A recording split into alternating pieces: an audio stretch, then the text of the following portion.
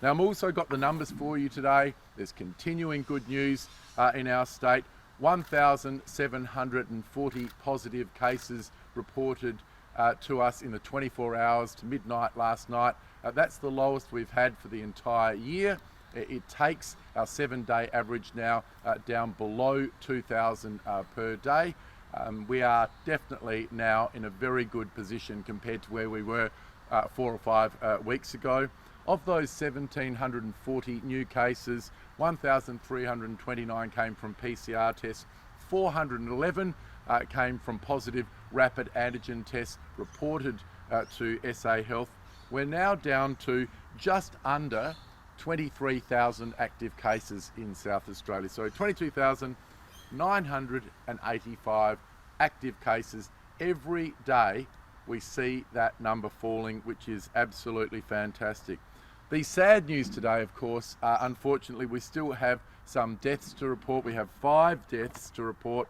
1 person in their 50s, 1 in their 60s, 2 in their 70s, and 1 in their 80s. So whilst things are going very well, we cannot be complacent in South Australia. We are asking anybody in this state who has got any symptoms whatsoever to go and have that PCR test.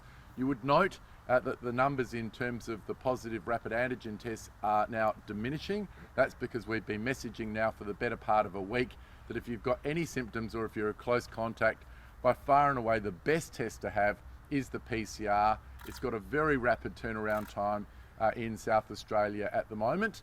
And so you're not going to be waiting in line, and you're not going to be waiting days for your results. You'll get your results pretty much the same day, which is absolutely fantastic. And then you'll know for sure whether or not you do have the Omicron infection or not. That means that you can start your 10 days a lot earlier.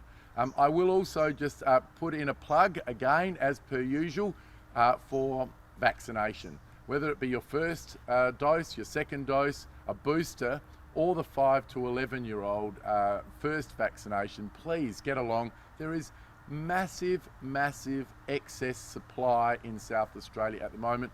We've got the vaccines in place. We've got the clinics in place. Now what we're needing is people to turn up to have that vaccination. As we increase that vaccination rate, it gives us even more confidence to reduce those restrictions down. We're very hopeful that we get a result from ATAGI, the Australian Technical Advisory Group on Immunisation, in the coming days to allow 16 and 17-year-olds in South Australia to have their boosters. This would be great because we have plenty of 16 and 17-year-olds who will be going back to school by the 14th of February. It would be great for them to have that booster shot. So I'm constantly refreshing my email, waiting for that advice from ATAGI. As soon as that comes through, we'll be able to get straight on with that booster shot, because don't forget that is using the adult booster, which is already in place.